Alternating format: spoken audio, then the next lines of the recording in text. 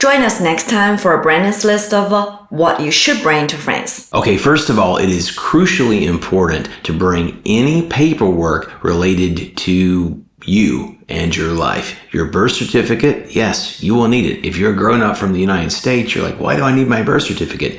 You will need it in France. You will need any marriage or divorce certificates. You will need birth certificates for any children. Of course, your partner will need these as well. You want to bring bank statements, any kind of records of investments that pertain to your tax status in France. That won't be an issue when you first land, but eventually you will need it. Don't forget diplomas, other certifications you have that relate to your professional life. Now here's a pro tip. Sometimes your documents are required to be translated into French, and you cannot do that yourself. You cannot use Google Translate or ChatGPT or your friend who teaches high school French.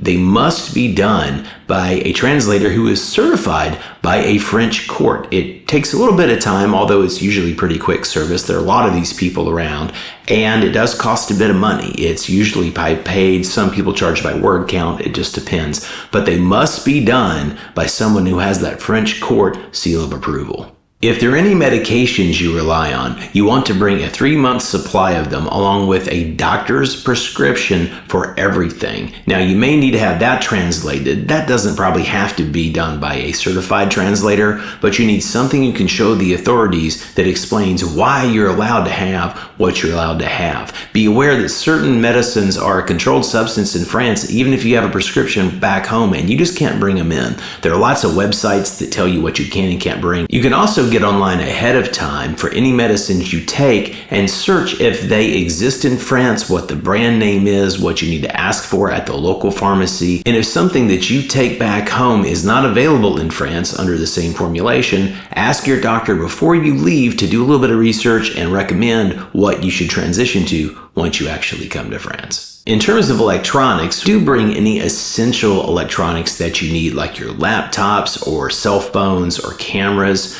Modern cell phones and laptops have a power transformer built in. That's actually what that big brick is. It's transforming the power to make sure that it's consistent going to your device. So most of the time, you just need an EU-friendly plug or an adapter for that power block, and you'll be good to go. In terms of food, everyone has things they think they can't live without, whether it's an ultra hot sauce like me or some kind of a spice. So it's usually okay to bring a small amount of specialty food items. But again, you want to check online and make sure that the item you want to bring is not banned in France for some reason, and you never know. You might be surprised at some things that are banned. And only bring it in reasonable amounts. Don't roll up with a suitcase full of flaming hot Cheetos. You just don't need to do that, and there are awesome local snacks. This is France. The food is amazing. As far as clothes go, be sure to bring at least one favorite pair of jeans and a pair of very comfortable walking shoes. Sizes can be a little bit tricky here. You will be able to fit yourself, but it'll take a little bit of adjusting. But of course, there are plenty of clothes. Clothes are bulky, they take up a ton of space, and most of the stuff you have, you can replace it here, often cheaper than you paid for back home. Plus, you just made an international move. Treat yourself to some new clothes to go with the new you.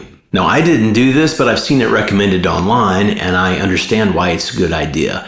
Ask your bank or credit card issuer for backup debit and credit cards and keep one copy in some safe place, not on you all the time. This helps in case you're robbed, although you'll probably want to cancel that number, but maybe your backup actually has a different number on it. It's also useful if there's a card you use all the time, those magnetic strips get worn out, maybe the chip goes bad. It's good to have a backup, and it'll save you from having things airmailed across an ocean. Now, other than books, I'm a big believer in minimalism, but it's still understandable that you're going to want to bring a few small comfort items from home, special little keepsakes, mementos, things that mean a lot to you that you just really can't imagine not having on your nightstand or on the shelf in your office. That's okay, but make sure that you check to make sure that the item you want to bring is not somehow restricted or banned by France. In terms of toiletries, bring travel sizes that'll get you just through the first week or so until you find a local pharmacy, start to learn the local brands, see what you like. Pharmacy culture is a real big thing in France. You'll find pharmacies everywhere. You'll find one that you like. That's also a thing. French people tend to really develop a relationship with their pharmacists. They get to know them. They're very loyal. We are loyal to the ones that are near us.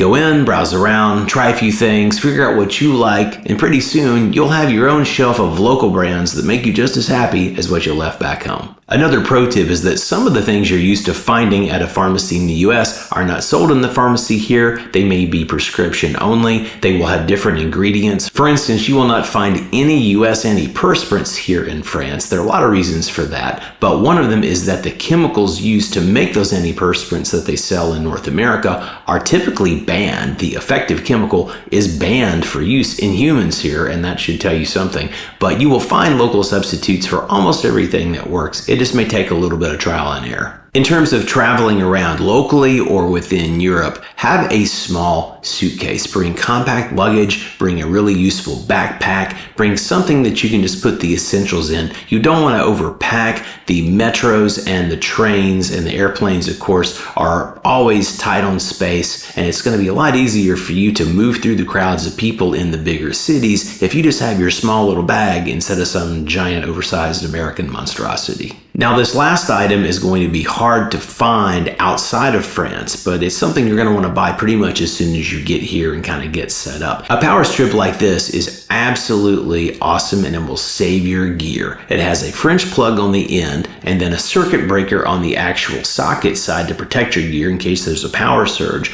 But the sockets themselves are universal. You can plug in things from North America, the UK, the rest of the EU, from Asia, etc. And the best ones also have USB plugs, so you can use the USB connection instead of the actual wall plug to charge your stuff. Now, as far as power adapters like you use for travel, definitely bring a few of those. Make sure you get good quality ones, and those are kind of expensive. They're about $25 or pounds or euros anywhere I've traveled for the really good ones that have a little circuit breaker in there and protect your stuff in case you get some kind of strange power at a hotel or Airbnb. But don't use them all day, every day. Get yourself an EU compliant power strip and have some peace of mind and avoid the risk of a fire. So what items are you planning to bring to France, or do you think you can't live without? Let us know in the comments below. Don't forget to like this video. It really helps YouTube notice and more people like you here so we can keep serving content that everybody enjoys. Thanks again, and we'll see you next time.